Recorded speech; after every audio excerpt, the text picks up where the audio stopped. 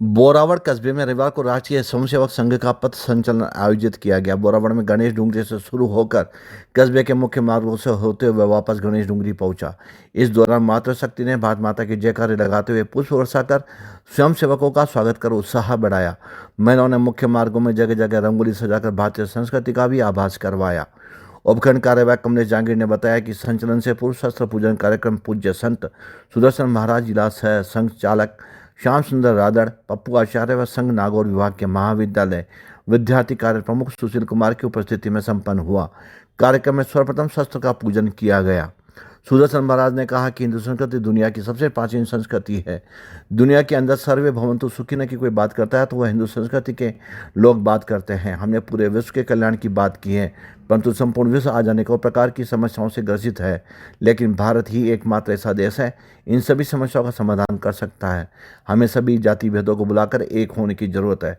इस अवसर पर संघ के विभाग के महाविद्यालय विद्यार्थी कार्य के लिए प्रमुख सुशील कुमार ने बताया कि राष्ट्रीय स्वयंसेवक संघ विगत 99 वर्षों से संपूर्ण देश भर में संघ की शाखा के माध्यम से व्यक्ति निर्माण के कार्य में लगा हुआ है। आज संपूर्ण देश भर में हिंदू एक नई ऊर्जा और स्वाभिमान के साथ खड़ा है। इसके पीछे संघ के 99 वर्षों की तपस्या का ही परिणाम है। संघ की शाखा से निकले हुए कार्यकर्ता समाज के विभिन्न क्षेत्र में अनेक दायित्वों का निर्माण कर रहे हैं। संघ सभी प्रकार के जाति भेद को बुलाकर हिंदू समाज को एक जाजम पर लाकर एक प्रगतिशील, सामर्थ्यवान, शक्तिशाली समाज के निर्माण की बात करता है। इस मौके पर पूर्व विधायक श्री राम भीचर, प्रधान सुनीता भीचर, विजय सिंह राजपुरोहित, सत्यनारायण व्यास, बाबूलाल सोनी सहित अनेक गणमान्य प्रबुद्ध नागरिकगण उपस्थित थे। और कुछ शस्त्र चलाना आता हो, लेकिन फिर भी बात ये हिंदू केवल यही करेगा कि सबका भला हो, सबका भला हो, सबका उद्धार हो। वसुदेव कुटुंबकम की भावना लेकर के स्वामी विवेकानंद जी 7 समुद्र पार करके वहां पर जब सीता को धर्म से मिलने गए तो वहां पर केवल एक ही विषय रखा, अगर कोई धर्म, अगर कोई इस हिंदू संस्कृति, अगर इस देश को कोई दिशा देने वाला कोई धर्म है तो वो है हिंदू धर्म।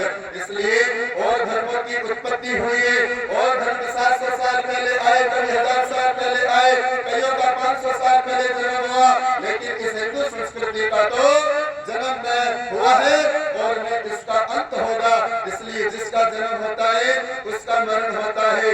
इसलिए और धर्म के लोग इस हिंदू संस्कृति को मिटाने का कितना ही प्रयास करें, लेकिन मैं समझता हूँ कि आज भी ऐसे युद्धवीर, कर्मवीर, ज्ञानवीर इस भारत भूमि पर ऐसे पैदा हुए हैं जिन्होंने इस संस्कृति के लिए और इस हिंदू धर्म को बचाने के लिए अपने तन मन को अर्पण कर दिए, लेकिन ये परवाह नहीं की कि सामने कौन है।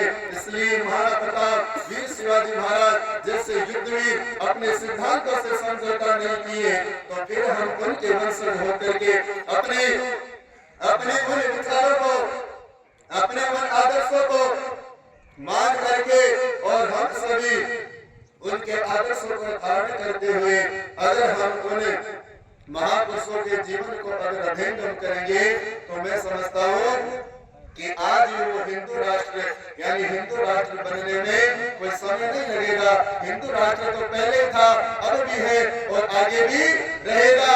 लेकिन जब आज ये जो गिरावट आई है और आज ये जो विखंडन आया है समाज में, अनेक मतों में बंटने का, केवल उनको एक साथ चलने का, एक साथ लेकर के चलने का ये जो काम कर रहा है, ये राष्ट्रीय स्वयंसेवक संघ कर रहा है। इसलिए संघ में आएगा तो कुछ लेकर के नहीं जाएगा, जो भी यहाँ पर लेकर के आएगा वो भी अर्पण करके जाएगा। इसलिए इस संघ से कोई अपेक्षा मत रखना। ये संघ, ये संगठन, ये कोई राजनीतिक मंच नहीं है, ये कोई इधर उधर का काम करने के लिए ये संघ नहीं बना हुआ है। इस संघ में तो अपने जीवन को खपाने का प्रयास करो, अपने पास में जो कुछ भी है वो भी अर्पण करने के लिए हम सभी यहाँ पर इस धरती पर, इस भारत की युद्धवीर, कर्मवीरों की भूमि पर बैठे हुए हैं। इसलिए हम उनके वंशज होकर के हम निस्वार्थ भाव से इस राष्ट्र की सेवा करें और इसे हमारे इस हिंदू धर्म की रक्षा के लिए हम सभी एकत्रित हो